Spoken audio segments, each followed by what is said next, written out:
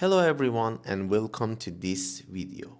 In this video, I want to talk about a problem that I always have in winding simulation in finite element softwares. Should I fill the whole geometry, the whole area of a slot inside transformer or electrical motors with the winding, or I should just consider the efficient area of wires inside the slot? Because as you know, we cannot use the whole area of the slot with the round wires.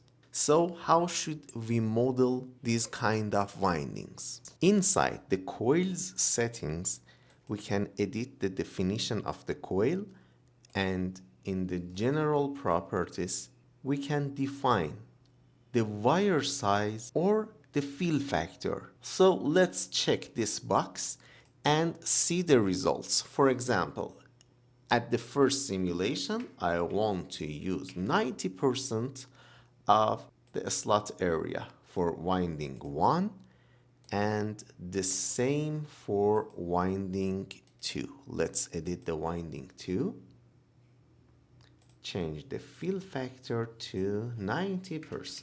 This software has the ability to calculate the resistance from the geometry, number of turns, wire size, or fill factor that we defined.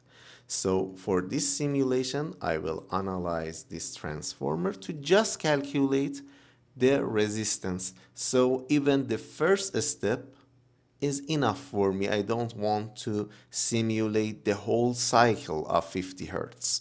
I just need the calculation of the resistance. After the first step is solved, I will stop the simulation, go to the result table, and in resistance, remember it calculated 0.52 ohm for the coil 1 and 3.73 for coil number 2. This calculation is made with 90% filling factor.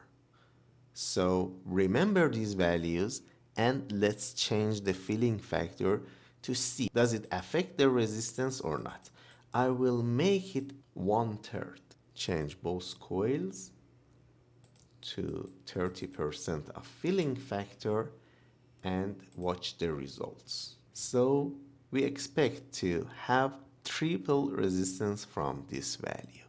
Let's analyze the simulation. I'm curious about changing number of turns because it is a very common mistake. If we double the number of turns, the resistance will be doubled too. But it's not like that. We will check. Stop the simulation and check the resistances from the table of results, and resistance exactly it is tripled. So for just one coil, I will change the number of turns. Coil 1 has 1.5 ohm as the resistance. Let's make the number of turns to 500. If we make a mistake and consider the resistance will be double, in many designs it happens for me myself, and I consider that the resistance will be doubled. Of course, it will be 4 times more. Let's see the results of the resistance. And yes, it's exactly multiplied by 4. Because when we increase the number of turns, with the same area, the area dedicated to each wire is reduced. It will be half. But the length of the coil will be twice. So we have lower area for each wire and longer length for the total wire length. So if we multiply the number of turns by 3, we expect the resistance to be multiplied by 9. And this calculation of the resistance and filling factor inside the coil excitation is very useful in this software.